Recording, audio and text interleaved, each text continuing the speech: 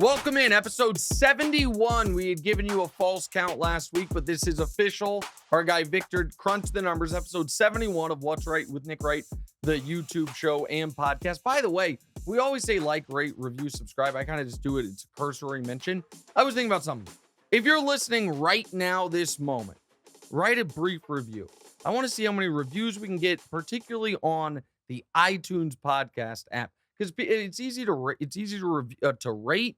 But if people don't leave a lot of reviews, I would love to see a few reviews. I'm not to give you guys homework, especially after if you listen to the gambling show. It costs you guys money. We'll discuss that. We're going to be better. We still like the process. But before we get to week 2 in the NFL, here's what we are not doing on today's show. Not on today's show. Aaron Judge hitting home runs 58 and 59. We typically won't be talking baseball until the postseason. Judge chase for the American League home run record and the absurd belief that 62 is the real record, as if Barry Bonds didn't hit 73. We will get into that at some point. The Patriots survive in Pittsburgh. Now, maybe, listen, our 5 picks this week, you know what? Might not have cost you money now that I think about it. We're going into Monday Night Football. We could have a winning week. We could go 3-2, but our lock lost. We'll talk about that. But one thing we told you to stay away from, the Steelers. Why did we tell you to stay away from the Steelers? Because our square producers loved them. Oh, my God. They were like, oh, can you believe the Patriots favored? And I said, ooh, when those folks. So, you know what? In order for us, our only real mistake gambling this weekend was, well, there were 2 mistakes. We'll get to them. But one of them was the moment Matt and Vic and all of our producers in the chat were like, we love Pittsburgh, we should have thrown the Patriots in our picks. Sorry, guys. Listen, I apologize, fellas. Oh, look at Gabe. Oh, Gabe. Leg day today for Gabe. How about that? In the office, nice and tan. This is one of the reasons to watch the YouTube show. Gabe's usually producing the show from, a faraway locale, sometimes as far as London. All right, last thing that missed. Sunday Ticket. Get your together, Sunday Ticket. I didn't know Sunday Ticket was down. I thought yesterday your Wi-Fi was crap. I raised my voice at Deanna because I thought she was streaming too many things. Then I have an alternate backup internet line for when the TV show was in the house. I plugged that in hardwired. None of it was working. I tried the PlayStation. I tried everything. Then I'm like, hold on a second. And I check Sunday Ticket Twitter. Down for the country. 2 weeks in a row. We need you to work for 18 days a year. 347 days a year. Sunday Ticket technicians, take the day off. 18 days a year we need you to work. You're 0 for 2 so far. Okay, so all that did not make the show, but kind of made the show. I'm fired up today. DeMonze, let's get started. Unfortunately, I think we're starting on a little sour note, but go ahead. Yeah, Trey Lance, your boy, got injured really early in the first quarter with a leg injury, carted off. Adam Schefter says he's likely done for the year. Yeah, by the time people hear or see this, he will have probably just gotten out of surgery for the broken egg. Right. Brutal. And Jimmy G came in and meshed with the offense pretty well immediately. Mm-hmm. Holding on to Jimmy G's got to seem like a genius move at this point. Mm-hmm. And as a 49ers Super Bowl ticket holder, do you feel better about your chances now? Okay, no, I don't feel better about my chances. So let's first, yes, holding on to Jimmy Garoppolo at $6 million a year was, of course, the right move. And everyone tried to make it about, oh, Trey Lance is going to stink. Oh, they don't believe in Trey Lance. When it was the Niners, Kyle Shanahan's been there for 5 years. 3 of those 5 years, they've suffered a significant quarterback injury. If you can have a more than capable backup quarterback who knows the system, who knows the players, all of that, for $6 million, of course you do it. It would have been dumb for them to move on from him at that price point when no one in the league wanted to trade for him. That was not about Trey Lance's ability or inability. Now, as someone who bet it to be a Chiefs-Niners Super Bowl at 50-1, do I feel better about my chances? Of course not. Because now, one could argue maybe I should feel a little better about my chances independent of what's going on with the Niners, just because of what's going on with the rest of the NFC. Right. The Rams weren't overly impressive, trying to blow a 28-3 lead against the Falcons. The Bucs offense can't get off the ground. Right. The Packers, I thought, we'll get into all of that later, but the Packers last night were not overwhelming. Right. So in that regard, the Niners feel like a better bet just because of the competition. But no, I don't feel the reason I liked the Niners was because I believed, and I know it to be true, that Jimmy Garoppolo's play come the postseason is a detriment rather than an aid to them. In his career in the playoffs, in the fourth quarter, he has 0 touchdowns, 2 or 3 interceptions, and a passer rating of 28.0. For context, Demonze, if you spike the football, like to kill the clock, your passer rating is 39.6. His passer rating is 28.0 in the fourth quarter of playoff games. Okay? So my belief was by the end of the year, they would have a better quarterback situation headed into the postseason than they've had at any point in the Jimmy G era. Now, people always say the argument for Jimmy G is, oh, how can you say they can't win a Super Bowl with him when they had a fourth quarter lead in the Super Bowl with him once? That is not the same Niners team. That Niners team had a better running game, had DeForest Buckner on defense, had Robert Saleh coordinating the defense. This Niners team defensively is not as dominant as the one that lost to the Chiefs. Also, it is noteworthy. That Niners team made the NFC Championship game by winning a playoff game where Jimmy Garoppolo completed 11 passes and then winning a playoff game when Jimmy Garoppolo attempted 8 total passes. In the run-up to that Super Bowl, Jimmy G had a total of less than 200 yards passing. And then last year, when in the NFC Championship game run-up, the game before the NFC, he was bad in the NFC Championship game. He threw the game away for him, you could argue.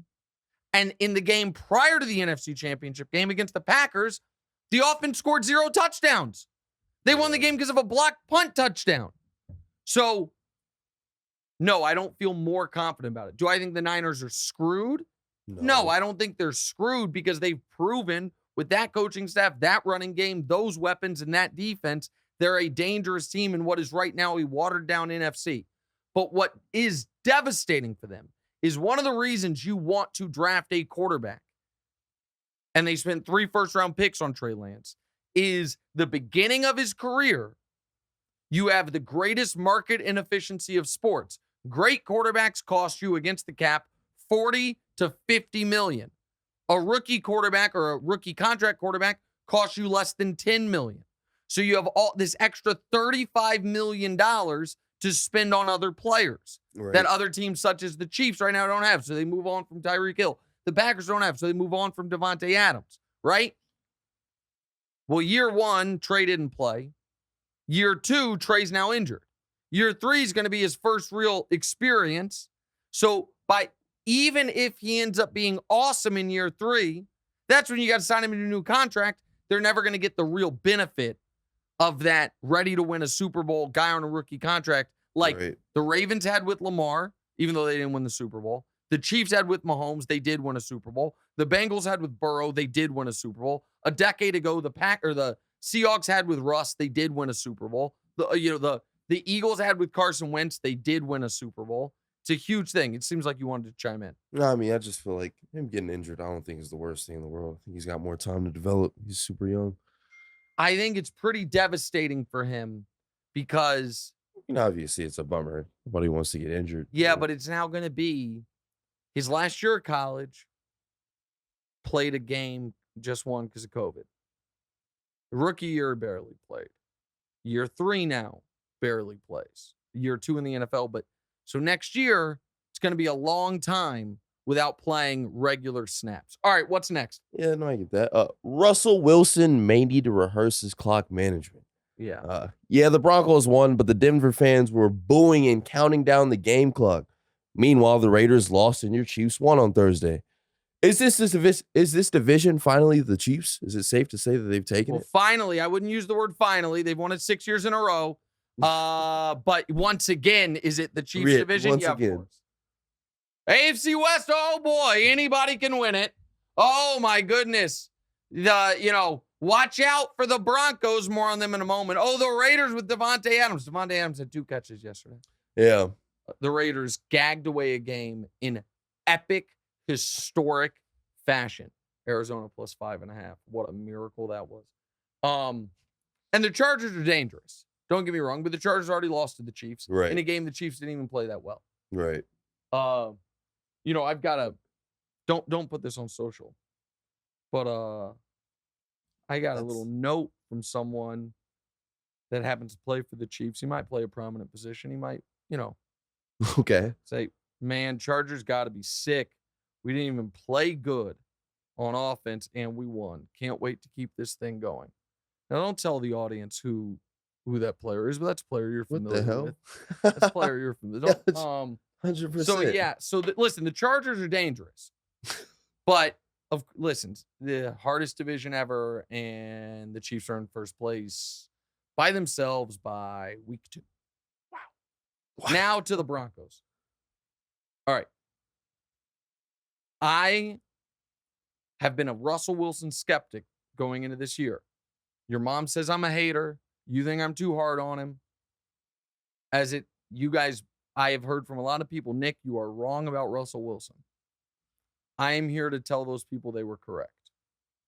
I was way too high on him. I was that just about guy to say, is. I knew he is cooked right now. He can't be this bad. He was 6 of 20 to start yesterday's game. He can't be this bad. He refuses to run the ball. He has now thrown 18 passes in the red zone in 2 weeks. 0 touchdowns. They were trailing to the Texans in Denver in a must-win game. He's been horrible. Really awful. Yesterday, he was just as bad as Davis Mills, and the Texans want to bench Davis Mills for like Jeff Driscoll or something. Or not, I don't even know. I don't know who their backup quarterback is, but I know the fans are thinking about benching him. With that said, he is not the biggest problem with the Broncos right now. Nathaniel Hackett might have been worse in week 2 than week 1. Okay? He screwed up a 4th and goal, the clock, everything. The fans were counting down the play clock. Yeah, that's embarrassing. I've never seen it happen in an NFL stadium. Embarrassing. And DeMonze, this sequence happened in the second half of an NFL game. Down 3. The Broncos have the ball at the 36-yard line. 35-yard line. It's 3rd and inches, pardon me. Down 3. Javonte Williams is killing it. Melvin Gordon's good. It's 3rd and inches. They call a jet sweep option to their tight end. Well, I read this morning, it was his 2nd rushing attempt since high school. It loses a yard. So that was already questionable. So now it's 4th and 1.5 from the 36. They leave Russ on the field. They're down 3. Leave Russ on the field. Then in the last second, pull him off. Put the field goal unit on the field. Tick, tick, tick, tick, tick. They have timeouts. Now you don't want to blow second half timeouts, but this would not be blowing it. This would be, you got to use it. Right. McManus, who keep in mind they trusted to make a 64-yarder the week before in Seattle. Right. This is a 54-yarder. Nails it. Clock's expired. Delay a game. Hackett doesn't get the timeout in. Now he pulls him off the field and says punt it. Because in Denver, down 3, doesn't trust him to make a 59-yarder. When I was told last week in Seattle, he could make a 64-yarder. I've never seen a coach this quickly make it so clear that he does not know what he's doing in these situations. And he looks scared. Yeah. Russ is not helping, by the way. Russ, take over, buddy. Right. They are been here. They are ruined. Niners, Broncos next week, Sunday Night Football. I thought we were going to get Trey Lance, Russ. Said we get Jimmy G, Russ. All right, next. Lamar had 4 touchdowns and looked like he deserved that contract extension or Yeah. contract renewal, whatever Yeah, you want to call it. extension be Yeah. yes, right? Baltimore was up 21 in the fourth. Yeah. Then Tua had one of the greatest fourth quarters ever. Mm-hmm. He ended the game with 6 touchdowns, and Tyreek went for almost 200 yards. Yeah, and Waddle went for like 170. Yeah. How bad of a loss was this for you? And is it time to admit that we were all wrong about Tua? Okay, let's start with we'll get to Tua in a moment. Yeah. All right. So this was the first football game you ever bet. Yeah. And this was not the first football game I ever bet, but I bet a substantial amount of money on Ravens minus 3.5. Right. And the Ravens returned the opening kick for a touchdown. It's looking great. Then picked off Tua. Yep. They then got stuffed on they up 7-0. They had a 3rd and goal from the 1. Lamar scored. They then reviewed it and overturned it. And then on 4th and goal, it was a fumbled snap and they don't get a touchdown. I'm like, ooh, that usually goes against you. Right. But 2 hours later, it was 35-14. The Ravens are cooking. And then it was 35-21. And you were sitting there with me. And what did I say to you? I don't know if you remember. I said, we're not in the clear yet. Yeah, you said we don't want him We don't want a field goal. Yeah. And you were like, why do we not want? I said, for the Ravens, we either want a touchdown or no points here. What we don't want is a field goal because we're laying 3.5. If they go up 17, there's a world where then Miami gets the ball, scores a touchdown. Now it's 10. Ravens then kill some clock, give it back to Miami with tiny bit of time left. Right. And then Miami gets a garbage touchdown with the Ravens just in prevent. They win by 3. It's not even that close. Right. You weren't even entertaining it as a possibility. Yeah, I wouldn't You were worry. counting the money. It was very snug. And I wasn't entertaining as a possibility the Ravens could lose the game. Right. Now, it was a total meltdown by Baltimore defensively. Lamar got stuffed on another 4th and short midway through the 4th, which hurt. Baltimore's corners were banged up. They had a couple coverage busts. It's a devastating loss for them. They have a chance to really early take control of that division because Cincinnati's a mess. Right. Cleveland gave a game away in even more laughable fashion. Pittsburgh's no good. They could be 2-0 with everyone else in the division at 1-1 or worse, right? Instead, they blow it. They don't only let Miami, come back to tie. They then go down. Justin Tucker kicks the field goal, and you and I are thinking maybe our bet's alive. Miami goes down, gets a field goal. Right, and then overtime, Baltimore goes and scores. We win. But after the Tucker field goal, they didn't let Miami drive the length of field, score another touchdown. Easily. So it's a devastating loss for Baltimore. They got to clean that up. Lamar was exceptional. For you to lose a game when Lamar's that good is horrifying. Right. Now to Miami. I am absolutely, unequivocally not going to buy into Tua because of the 4th quarter. Listen, he made doubling down. He made I'm not doubling down. I'm just maintaining my position. He made a couple of nice plays, and I'm happy for him on it. One very nice play at the goal line, and I obviously love their weapons. And I think Mike McDaniel's a smart coach. He was targeting one particular rookie corner, which is why River Craycraft kept getting targeted in the red zone. You kind of see that he's still not used to throwing to these really fast receivers. No, because a lot of them are underthrown. On one of the 2 giant plays in the 4th quarter, one to Tyreek Hill was underthrown. Right. And if the safety's there, it's picked. Right. And the other one was just a total coverage bust. Tyreek's running wide open. Right. This is what I would caution people on. Throwing 4 fourth-quarter touchdowns is incredibly rare. The last person to do it, however, was Sage Rosenfels about 15 years ago. I say that to say this. This one performance, it's weird. People always caution, and that's our time, but we got one more topic. People are always cautioned not to overreact negatively about teams. Like Nathaniel Hackett over here with the clock, but go ahead. Oh, yeah, that's a good line. Don't rip me They always caution not to negatively overreact on teams. But then they just dive face first into positively overreact. Yeah. I'm going to have to listen to so much bullshit today about how the Giants are back when they're not. The Giants are 2-0 thanks to a 58 and 55-yard field goals against mediocre teams. I'm not the idea that I'm going to have to believe in. Oh, I'm sorry. The Giants are back thanks to a 55-yard field goal and a missed field goal, I should say. And I don't even know what their length was that was made in week 1, but it was a missed field goal by Fat Randy Bullock in week 1. And I'm going to have to listen to the idea that, Tyreek was talking about Tua getting the contract extension. Let's all pump the brakes. Am I open to the slight possibility that now, 2 years removed from the hip injury, Tua is the guy that I thought he was coming out of Alabama when I said he should go number 1? That door is this much ajar. Am I ready, however, to do what the question says, which is admit I was wrong? No. You know, he threw for 18% of his touchdowns of his career in that game yesterday. Really? 18%. That's wild. It's a crazy stat. I didn't know that. Yeah. I also, here's the other thing. He was exceptional in the fourth quarter. He was pretty bad before that. He had 2 first-half interceptions. Yeah. He wasn't and they were looking like they were going to get blown out.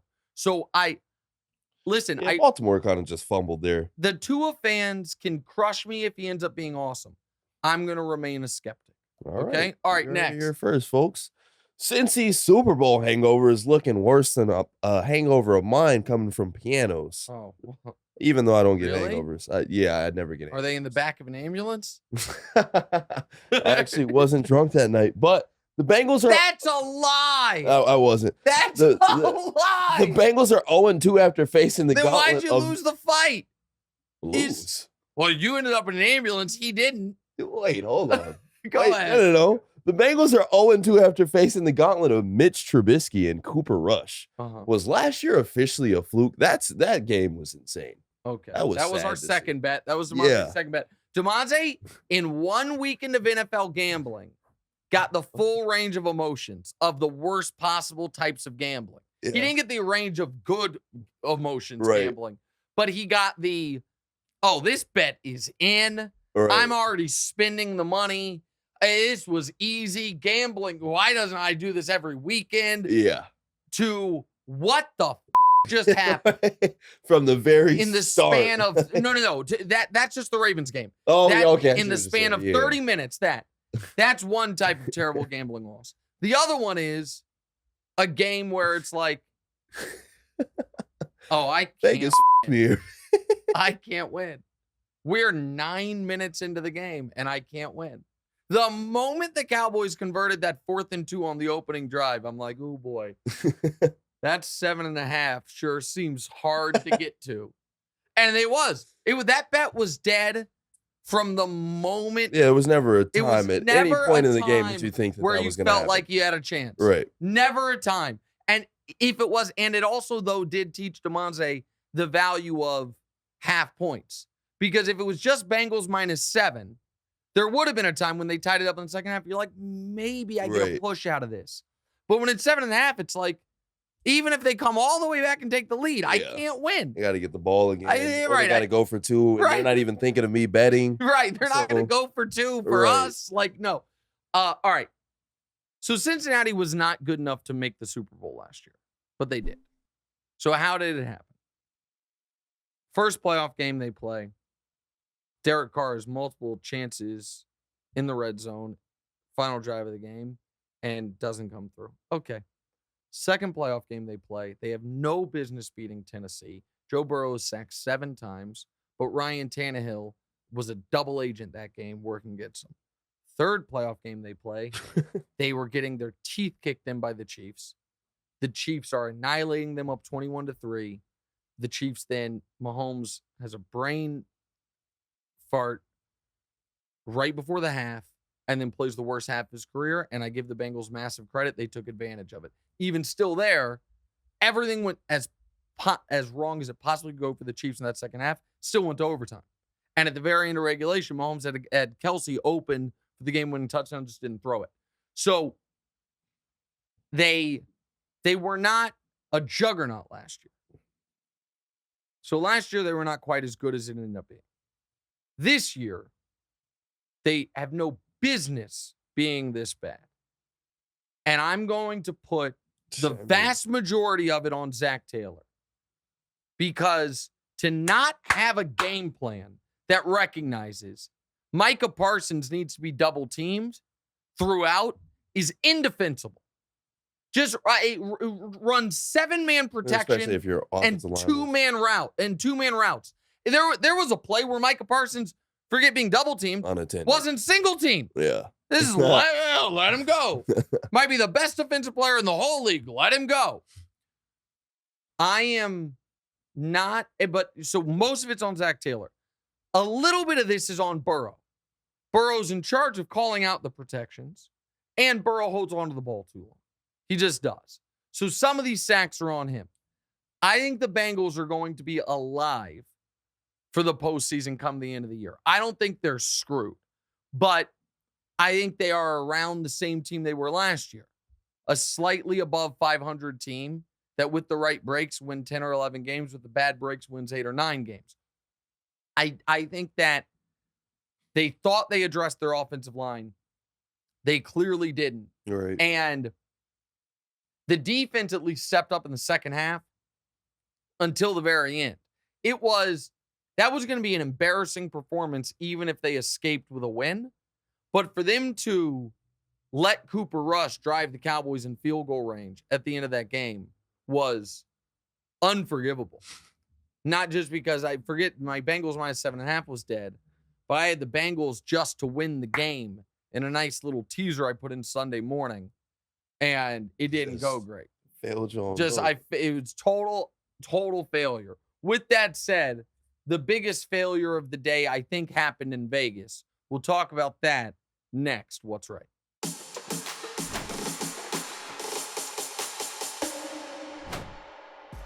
What's wild is I've gotten in a fight more recently than DeMonze. Oh, that's not true. It was 1 week before. Really? Yeah, because I told you the story and then I blamed myself. Remember? Oh, yeah. I told 1 week prior to DeMonze's thing, I had to defend my wife's honor like a knight. Like a knight. And I was so proud of myself and the result and everything that I then told DeMonze about it. And a week later, he got in his fracas, and I was like, I'm the worst dad ever. I was like, I just know, like, I put somewhere in his subconscious, this was a good idea. I blamed myself so much. It was a bad week for me. Right, because 5 days after this, he got super COVID. Yeah, got COVID. I had no idea what was going on with me, man. That was the worst. Just came off a hernia surgery. That's right. That's right. It was a bad month. Whammy. December 2021 was a bad month. It was really bad. And it's all turned around since then. It has. It's been all uphill from there. Downhill is what you say, oddly enough. No, what is it? Yeah, I think it's uphill. Neither really makes sense. Downhill uphill's means harder. But downhill. Uphill means when you think of like uphill and downhill. Yeah, because like my life went downhill. Yeah, you're right. After I started doing whatever. Yeah. No. You know what? You're correct. But neither should be. Neither sounds good. It's like a catch-22. Not quite a catch-22. Good try though. Right, because but when you say like things are on an incline, I feel like you know that like they're going good. No, you're right. You are correct on that. You nailed it. I corrected you and I was wrong. But that's not how it sounds. All right, you ready for the second segment? Let's do it. All right, welcome back in episode 71. What's right, Nick Wright? Podcast, YouTube show. Thank you for watching. Thank you for checking us out. DeMonze, what are we starting with? The Cardinals, baby. The Cardinals had a crazy comeback. They were down 23-7 to start the fourth quarter and won in overtime. Mm-hmm. Kyler Murray was basically perfect through the end. Mm-hmm. The Cardinals saved your pockets from a very hefty hit. Oh, my God. That would have been a disastrous week. And on top of that, you've dogged on them a lot. Mm-hmm. You've got to finally give Kyler Murray his credit, right? No. Sensational game or sensational closeout. No. Okay. So I've dogged on the Cardinals, most notably because of their coach. And their coach continues to be a doofus. I stand by that take. This was a game neither team deserved to win, and it could have ended in a tie. Underrated part of that game, is on the scoop and score in overtime. The guy who got it for the Cardinals, I forget his name. Oh, right he now. dropped the ball. Like he threw it out of bounds, actually. Yeah, like a quarter second Right. after crossing the goal line. You know, if he would have done that early, that's Raiders ball at the 20. It's a touchback. Oh, it was fourth down. No, not because it's fourth down. If you fumble out the back of your own end zone, it's the other team gets the ball. Right. And so if you fumble out of bounds, you keep the ball. If you fumble out of the end zone, the other team gets it at the 20. It's an incredibly punitive rule. And that would have been justice because neither team deserved to win this game. So here's what I've come down to on Kyler. Because I don't think he played that well the majority of that game. With that said, one of the 2-point conversions, he scrambled for 21 seconds. I've never seen anything like it on a football field. He ended up at like the 25-yard line. Yeah, and he ran 85 yards total on the play, left to right and forward to back. Kyler maybe this is Kyler's whole reasoning for not wanting to watch film.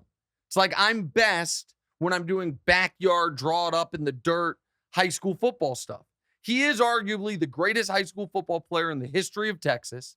Like that's what a lot of people were saying about him before he even got to the NFL. He then sat on the bench in college for a long time, finally got a year to do his own thing, won the Heisman.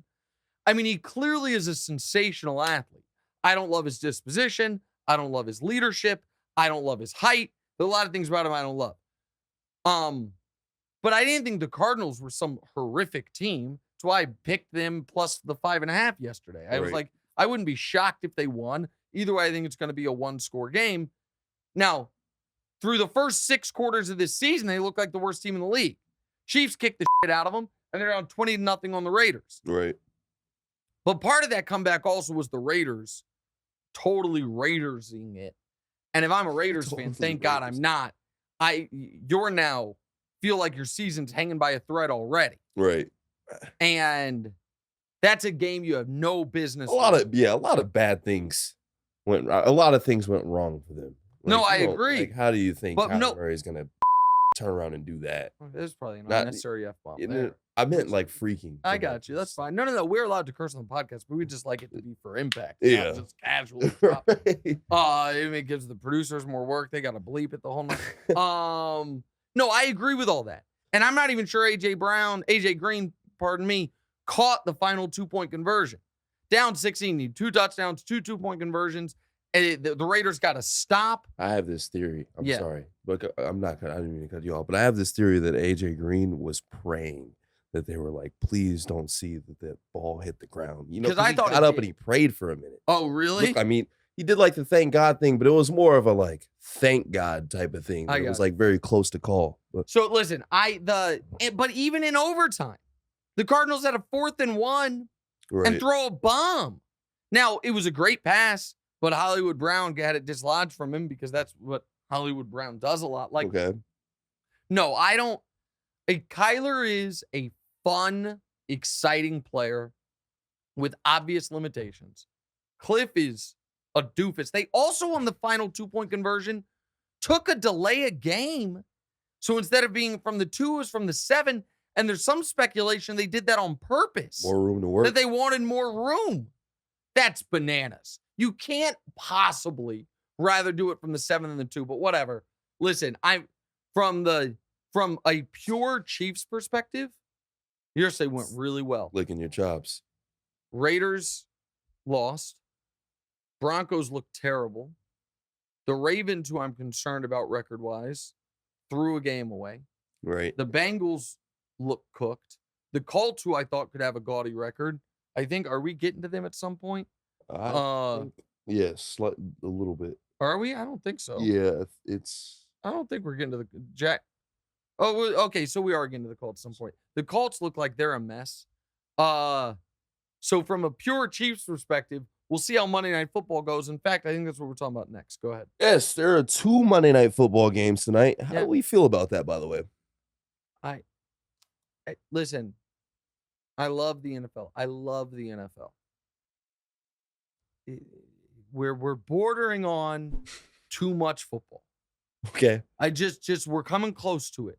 Like, for those of us that are married, our wives most of them, or married, or if you're a woman listening and your husband's not a big football fan, or significant others, if they're not big sports fans, if you're listening to this, I know you are, have come to terms with the fact that Sunday is football all day, most of them. Right.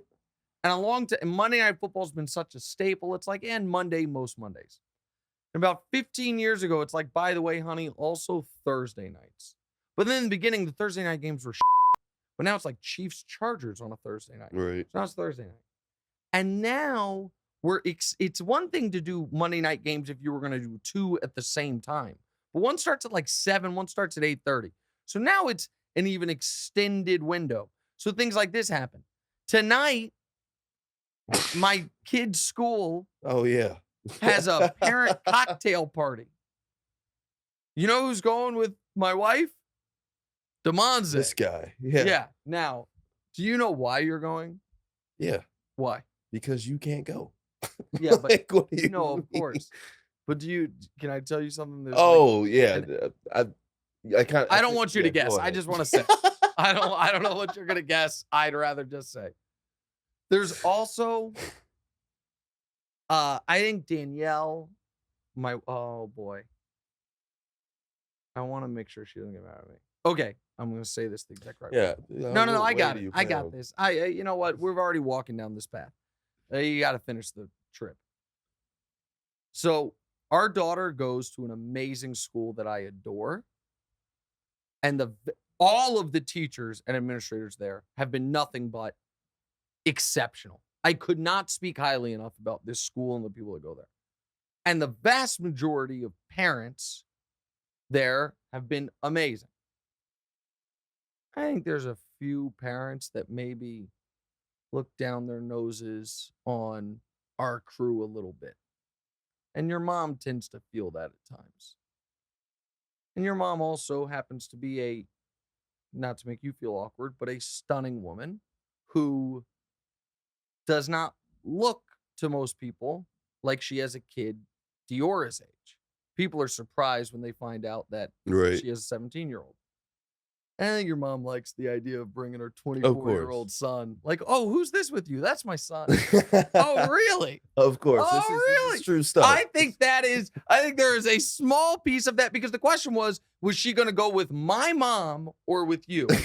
Now, to be totally fair, I encouraged the you part of it. I was like, nah, my mom's going to, all of a sudden, my mom's going to be setting up like, this lady wants to go to lunch. And blah, all this stuff. Nana it's not who we need there. I was like, that is going to be no good. I was like, bring DeMonze. It's like, bring DeMonze. But the point is, to get back on topic, I'm okay with it as a one-off, but I know the NFL. The NFL, it's going to have massive ratings, and now it's going to happen all the time in a few years. And eventually, significant others are going to draw a line in the sand. Right. It's going to be like 4 nights a week, and there's NFL games. It makes me nervous. All right, let's get to the actual games. My God, I really have been Nathaniel Hackett on the clock today. Yeah, you definitely. We might need to, by the way, for the 5th separate time, retool the clock for Mondays in football season, just so I have at least even a small chance to get into it. It's changed up. So the Bills and Josh Allen are laying 10 against the Titans. Kirk Cousins is 2-9 on Monday Night Football, but lots of people like the Vikings versus the Eagles. Are you sticking with your Vikings pick? And what about Tennessee Buffalo? All right, so sorry, I had to send a text. My driver's here early, so I just had to text him. This is neither here nor there. All right, the question was no. I mean, I'm making him wait because I'm so bad at clock management. Right. But I had to text him. Okay, I'm sticking with the Vikings. I don't care about Kirk Cousins' Monday Night Football record. I think the Vikings are going to be able to move the ball at will on Philly. That's what I believe. And now looks like Philly might be able to move the ball on Minnesota. But Minnesota's defense looked really good in week 1 against Green Bay. Now, what I will say is I'm not quite as confident as I was Monday, or as I was Sunday, whatever day it was. Then I made the pick Friday, Monday, Sunday, one of the days. Here's why. One of the reasons I thought Minnesota was going to be able to move the ball at will against Philly's defense was because Philly's defense let Detroit move the ball at will. I'm like, Detroit's offense not going to be any good. Detroit just In scored 35 Detroit. again. Yeah. So it makes me a little more skeptical, but I still like Minnesota. I think they're the better team. Okay. Now, Tennessee, Buffalo, it would be shocking if Tennessee wins the game. But I didn't bet on this game, and I'm not going to pick the Titans. But I didn't bet on this game purely because a Bills loss really would make this the perfect Chiefs 4 days. And I got the Bills winning by 17 tonight, by the way. Well, you know they're only 10-point favorites. I know. I just got a really strong feeling about this one. So you're trying to get a little bit of your money back from the weekend, or Yeah. just a feeling, or you And want? I've got a feeling. I'm just imagining that I bet on this game. Oh, now DeMonte's going to find the third. We talked about the different forms of gambling pain. DeMonte's dealt with the first one, which is this bet is won. I'm spending the money, and then you get stomach punched. The second form, which is the bet is dead before the first quarter is over. He's going to experience the third one tonight, which is be totally correct on a pick. Say I should have bet it, not bet it, and then watch the entire game angrily. Just like, God, dog. I'll be at the cocktail party. You will be at the cocktail party, and I'll be checking it. You're gonna be like, I can't believe it.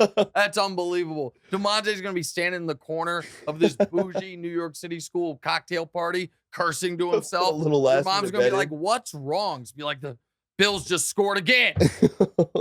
She's gonna be. By the way, Nana, my mom, listens to this podcast. Your mom, I don't think does anymore. If your mom finds out you started gambling, boy, not great for me. We'll deal with that. We'll see. You know what? We'll update you guys on Thursday with if we'll find out if Danielle listens or not. I don't think I'm And nobody snitch tag her, by the way. This has happened to me once before. Someone that listens, tweets, or Instagrams at my wife is like, "Oh, you should listen." I think I might have seen that a couple Yeah. times. Who are you? What are you doing? If you're a friend of hers and you think she deserves to know, text her. But if you're just somebody that's listening and you're snitch tagging my wife and stuff, you're a bad person. We got to talk about Aaron Rodgers now. Yeah, I know. We're way late. All right, right or wrong. Go ahead. New game. Or not new game, but time for the game. Go. Old new game. Aaron Rodgers looked better against the Bears, and Tom Brady finally beat the Saints. Yeah. The Bucs host the Packers this week. Right or wrong, the winner of this game is the favorite to win the NFC. I mean, they will be the gambling favorite. Okay. They won't be my favorite. Green Bay, I thought still looked a little shaky Sunday night. They looked good in the first half. In the second half, they slowed down a bit. They got kind of lucky on a goal line call. Not that they would have lost the game, but they wouldn't have covered the 10. Thank you for covering the 10. Tampa, the great ESPN host and HBO host, Bomani Jones, watching football with us yesterday. Mm-hmm. And he made the point that Tampa's path this year is going to be similar to the Broncos' path the last year with Peyton. And not that Peyton was, I think, 9 touchdowns, 17 picks that year, and they won the Super Bowl. Peyton was bad. Brady is not bad by any stretch of the imagination. But the question with Tampa is going to be, how far can the defense carry him? That defense right now looks like it might be the best in football. They embarrassed Jameis. They annihilated Dallas. Now, those aren't two overwhelming offenses they're facing. Right. But I am a little, if you remember, I said I thought Tampa was going to start the year 1-3. Well, they're 2-0. Now, I do think they're going to lose the next two against Green Bay and the Chiefs. But that defense could carry them further than I was prepared for. And if Brady, Brady's doing a lot of stuff right now. Say it again? Nothing. I just said use his elitism. Yeah. Well, Brady's scary in the playoffs. He's dealing with a lot, man. This is what I want to say about what Tom's dealing with. I don't know what Tom's marital status is. I do know it's being reported that he and his wife aren't living in the same place, that they're on the rocks. Whether that is true or not, that is a devastating thing to have to deal with. If it's true, it's the most devastating thing you can deal with other than something involving the health of a dear family member. Even if it's not true, having the whole world speculate on the health of your marriage is it would be very, very hard to lock in the way Brady locks in throughout the week. So either way, I think Brady's dealing with a lot. If by the end of the season, that is quieted down, they get healthier, Tampa could be dangerous. But no, I'm not ready to say the winner of this game is favored to win the NFC because I haven't been overly impressed by the Packers, and I have not been impressed at all by the Bucs offense. All right, next. Brady's dealing with a lot. Good thing he's got Mike Evans to. Yeah. Oh, yeah, Mike Evans did have his back. And Mike Evans even said to the ref, It's Tom Brady. It's Tom Brady. What do you want me to do? I actually like that. I hated it. Why did you hate it? Tom Brady's a he's a grown man. The guy on defense, Lattimore, I don't know his first name. Marcus. Yeah. Dude was excited. Like, he's talking his crap, like, get off the field. Tom Brady gets his little panties in a bunch, starts talking crap, and then out of nowhere, his teammate, why don't you just let Tom, it's not like he's going to get shanked. Okay. Nothing's going to, it's Tom Brady. We are not in the streets. So two things. One is, a little context, Mike Evans and Marcus Lattimore. Yes, they have history. They have history. He was looking for a reason to get on him. Or I keep saying Marcus. It's Marshawn Lattimore. Right. Did I say Marcus? I might have, but it's Marshawn. I thought you said Marcus initially. But okay, it's Marshawn Lattimore. My apologies. But set that aside. Yes, he's a grown man, but he's the quarterback of the team. Mike Evans did the absolute right thing there. It is Mike Evans' job. Like, I'm a grown man. Right. If we walk out of this store and somebody runs up on me and I bark back at them and then they look like they want to fight me, I damn sure expect you to jump in and hit him. Did Lattimore at any point touch Tom Brady? No, because Mike Evans put him on his ass. Listen, I'm not a big... Listen. Word. And by the way, Brady knows that his teammates got his back. This is the... Listen, there's some privileges to being Tom Brady, which is you're allowed to talk all the trash you want. No one can hit you. So, that's yeah, I understand you being frustrated. I'm being a hater. No, you're not being a hater. It's just I definitely understand. I understand your frustration because it just seems like no, but in like my dogs in the situation that I described, you have to be Mike Evans and I get to be Tom Brady. So I understand the frustration. Like, I'm going to get in trouble for mess you started. And as the person who in that situation is Tom Brady, it's like, you're damn straight. All right. Don't worry about it. All right, next. Fair enough. We are so late today. Sorry. The Panthers and the Colts both lost Sunday. Hold on. Wait. Are we skipping the Rams? Oh, crap. I'm sorry. No, not the Colts. The Rams almost blew a huge lead to the Falcons. Yeah. Stafford looked shaky, and they still only won by 4 points against the damn Falcons. Mm-hmm. Right or wrong, all that matters is that the Rams won. Well, because here's the thing. They were dominant throughout the game. Right. And then got a pump blocked for a touchdown. Cooper Kupp fumbled the ball. The Falcons did the smart thing. When you're down 14, you score a touchdown and you go for 2. We don't have to get into the analytics on that, but that's a no-brainer. That was a sharp move by an otherwise not very sharp coach in Arthur Smith. All of a sudden, they've passed into the end zone to win the game, right? And Jalen Ramsey saves it. And then even after that, there was another chance because they shanked the punt after the intentional safety. I did like the intentional safety. Again, we don't have time to get into all that. The Rams looked so much sharper through the first 3 quarters that I'll go ahead and say all that matters is they won, but they're not some juggernaut. Okay. They're not some juggernaut. All right, next.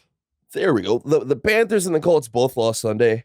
Both Baker Mayfield and Matt Ryan look like they're lost in their new teams. Right or wrong, neither Mayfield or Ryan will be starting in the NFL next season.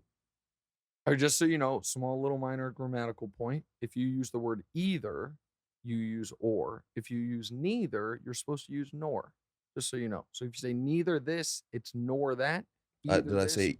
You said neither or. I said neither or. You said neither Matt Ryan nor or Baker Mayfield. But again, I'm looking at the script. That's Matt's, our producers. Bad grammar. You're just thanks for the grammar lesson, Coach Hackett. Let's get it. All right. You know what? You're right. That is a bad use of my time right now. Okay. I'm actually just trying to avoid answering this question because I had the Colts winning 12 games in the division and I had the Panthers in the playoffs. I think you're probably right. Neither of these guys are starters. Matt Ryan did the old self-sack yesterday, which is like pressure gets around him. And he just buckle. Just went down like, don't touch me. And the Panthers, listen. Baker's in an unfortunate situation, I feel like. Well, listen, the Panthers have lost games because of a 58-yard field goal and a 55-yard field goal. That's unfortunate. But Baker hasn't looked good. Yeah, he hadn't been great. You know who did look good, though? The old prince that was promised, Trevor Lawrence. Oh, yeah.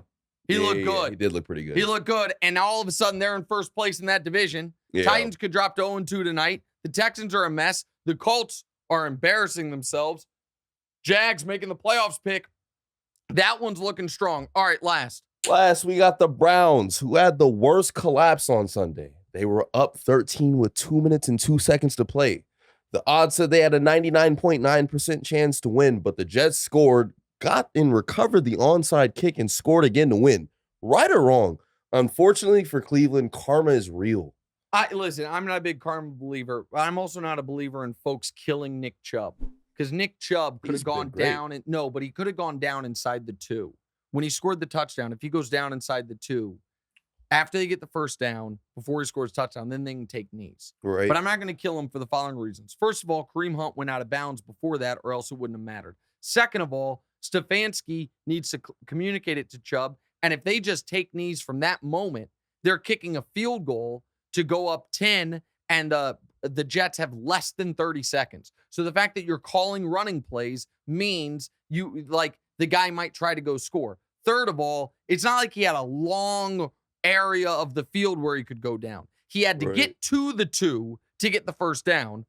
And then he's got 1 yard where he has to immediately stop. He doesn't want to go out of bounds. So the whole thing, the Browns collapsed because they had a defensive lapse. Then they didn't recover an onside kick. Then you let Joe Flacco engineer a touchdown drive. I'm not killing Nick Chubb for this, but I am delighted the Browns lost. All right, we are as late as we've ever been. Very quick final segment. We'll be right back.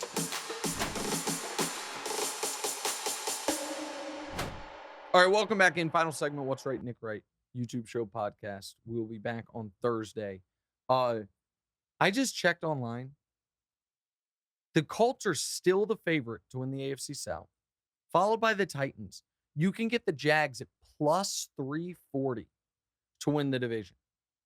I gotta spend more time on that, but the fact that they already have the tiebreaker with Indy does look like it's a mess, and I think Tennessee's going to lose tonight to Buffalo.